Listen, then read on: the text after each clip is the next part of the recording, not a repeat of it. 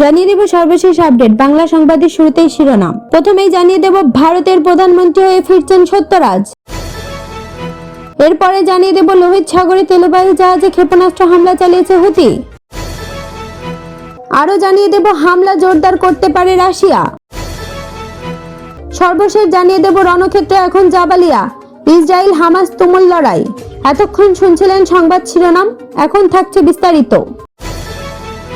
কাটাপ্পা ने बाहुबली को क्यों मारा? এরই উত্তর খুঁজতে প্রায় 2 বছর টানা অপেক্ষা। আর এরপরই 2017 সালের 28 এপ্রিল মুক্তি পেয়েছিল বাহুবলী 2 ছবি ব্লকবাস্টার। উত্তরও মিলেছিল, তবে বাহুবলীকে হত্যার পরেও দর্শকের মনে ভালোবাসার চিরকালীন স্থান করে নেন কাটাপ্পা সত্যরাজ। দক্ষিণী অভিনেতা সত্যরাজকে এখনো স্নেহপ্রেমী মানুষ কাটাপ্পা রূপেই ভালোবাসেন। তবে এবার ভোল বদলে সম্পূর্ণ অন্যভাবে ধরা দিতে চলেছে সত্যরাজ। এবার তিনি যে ভূমিকায় অভিনয় করতে চলেছেন সে কথা জানলে হয়তো আপনিও চমকে যাবেন। ইন্ডাস্ট্রি ট্যাকার রমেশ বালা লিখেছেন, প্রবীণ অভিনেতা সত্যরাজ প্রধানমন্ত্রী নরেন্দ্র মোদীর বায়োপিকে নরেন্দ্র মোদীর ভূমিকায় অভিনয় করবেন। ছবির বিষয়ে বিস্তারিত জানতে হলে অপেক্ষা করতে হবে। মোদীর আসন্ন বায়োপিক সম্পর্কে বিশদ তথ্য নির্মাতাদের তরফে গোপন রাখা হয়েছে। শুধু এই বায়োপিকের নাম ভূমিকায় যিনি অভিনয় করছেন সেই সত্যরাজকে কাস্টিং ছাড়া। বলাই বাহুল্য, সত্যরাজের ক্যারিয়ারে মোদীর বায়োপিকের খোদ তার চরিত্রে অভিনয়ের বিষয়টি গুরুত্বপূর্ণ মাইলফলক হতে চলেছে। প্রসঙ্গত এটা নরেন্দ্র মোদীর দ্বিতীয় বায়োপিক হতে চলেছে, কারণ এর আগে 2019-এ মোদীর বায়োপিকে অভিনয় করে বিবেক ওবরয়। যদিও এক্ষেত্রে অভিনেতা সত্যরাজ নিজে এখনো কোনো অফিসিয়াল কনফার্মেশন দেননি।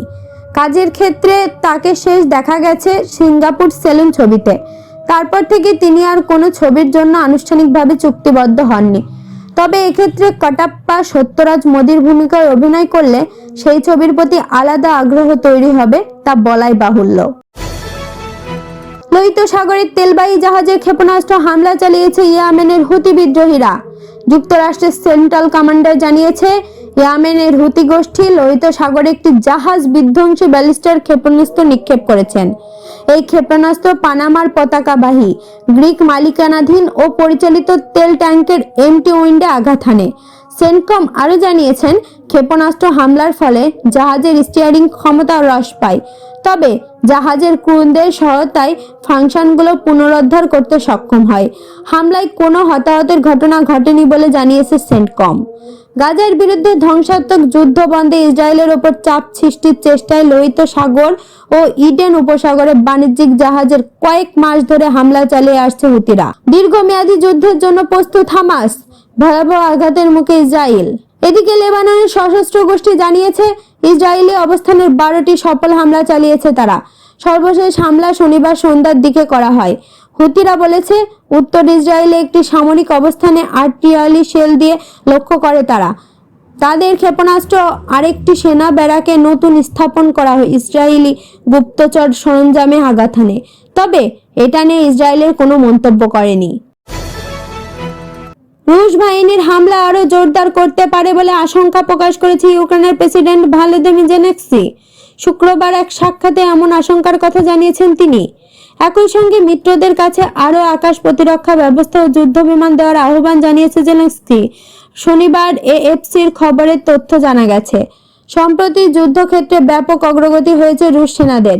ইউক্রেনে একের পর এক গ্রাম দখল নিচ্ছে তারা। খার্কিভ অঞ্চল জুড়ে এমন পরিস্থিতি দেখা গেছে। এমন পরিস্থিতি কয়েকদিন আগে ইউক্রেনের প্রেসিডেন্ট অসিপ জানিয়েছে, আসন্ন দিনগুলো আন্তর্জাতিক যে সফর রয়েছে তা স্থগিত রাখবেন জেলেনস্কি, অর্থাৎ তিনি দেশেই থাকবেন। কারণ খার্কিভের উত্তর পূর্বাঞ্চলে রুশ সেনাদের ব্যাপক অগ্রগতি হয়েছে। জেলেনস্কি আগামী মাসে সুইজারল্যান্ডের অনুষ্ঠেয় শান্তি সম্মেলনে যোগ দিতে চীন ও উন্নয়নশীল বিশ্বের অনেক দেশের প্রতি আহ্বান জানিয়েছেন। তিনি বলেছেন, চীনের মতো বিশ্ব খেলোয়াড়দের রাশিয়ার ওপর প্রভাব রয়েছে।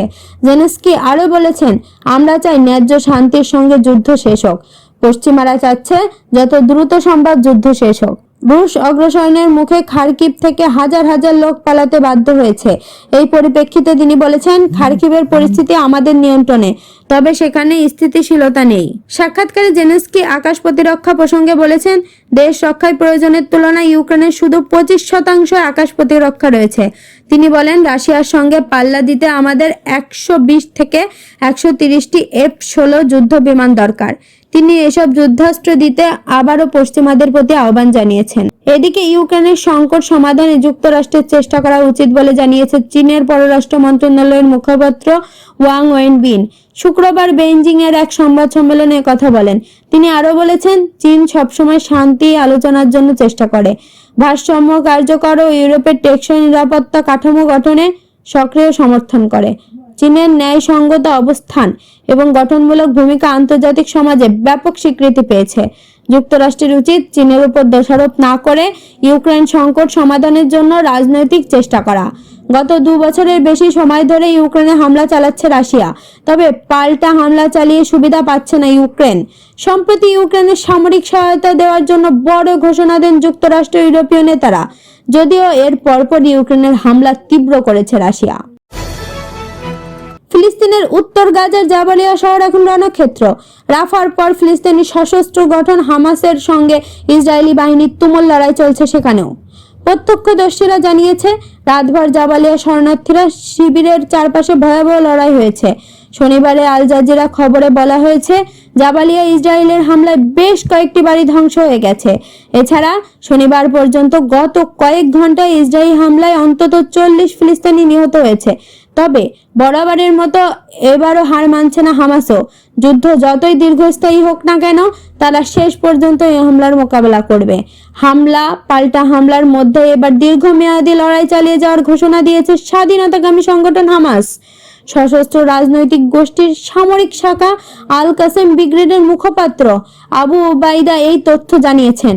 শুক্রবার এক ভিডিও বার্তায় তিনি বলেছেন, আমাদের জনগণের ওপর গত কয়েক মাস ধরে যে নির্মম অগ্রাসন চলেছে এবং বন্ধের জন্য আমরা পুরোপুরি প্রতিশ্রুতিবদ্ধ এবং একই সঙ্গে শত্রুদের সঙ্গে গাজায় দীর্ঘমেয়াদী লড়াই চালিয়ে যেতেও আমরা প্রস্তুত।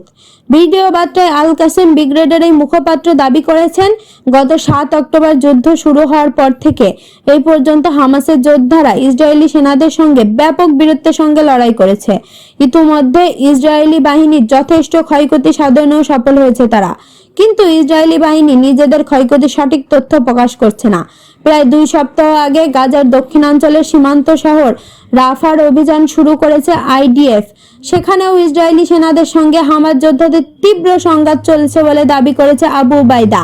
ভিডিও বার্তায় এই প্রসঙ্গে তিনি বলেছেন, গত 10 দিনে পুরো গাজা উপত্যকায় অন্তত 100 ইসরায়েলি সামরিক সাজোয়াজান ধ্বংস করেছে আল কাসেম ব্রিগেডের যোদ্ধারা।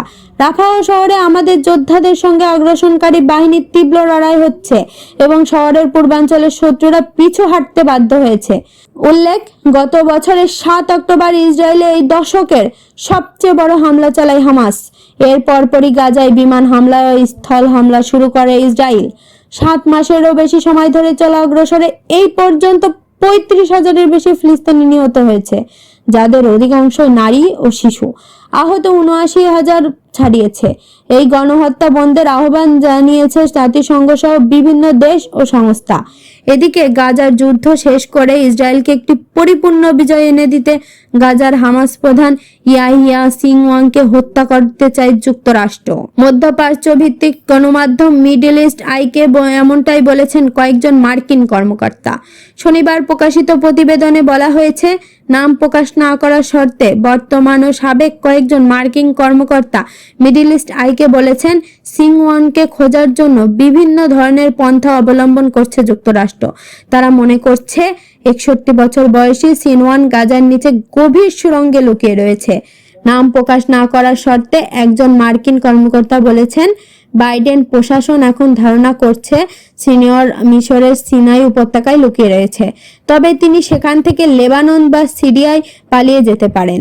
তবে হোয়াইট হাউস মিডল ইস্ট আইকে জানিয়েছে, মার্কিন কেন্দ্রীয় নিরাপত্তা উপদেষ্টা জ্যাক সুলিভান এই সপ্তাহের শুরুতে জানিয়েছেন তিনি সিনওয়ার সম্পর্কে গোয়েন্দা তথ্যের বিষয়ে মন্তব্য করবেন না। বর্তমান ও সাবেক কর্মকর্তার বিশেষ কোনো গোয়েন্দা তথ্য উল্লেখ করেনি। তবে বলেছেন মার্কিন গোয়েন্দা বাহিনী সিনিয়র সর্বশেষ অবস্থান সম্পর্কে তথ্যের ব্যাপারে পিছিয়ে রয়েছে। আজকের খবর এই পর্যন্তই। পরবর্তী খবর সবার আগে পেতে বিবিসি ওয়ার্ল্ড নিউজ চ্যানেলটি সাবস্ক্রাইব করে রাখুন।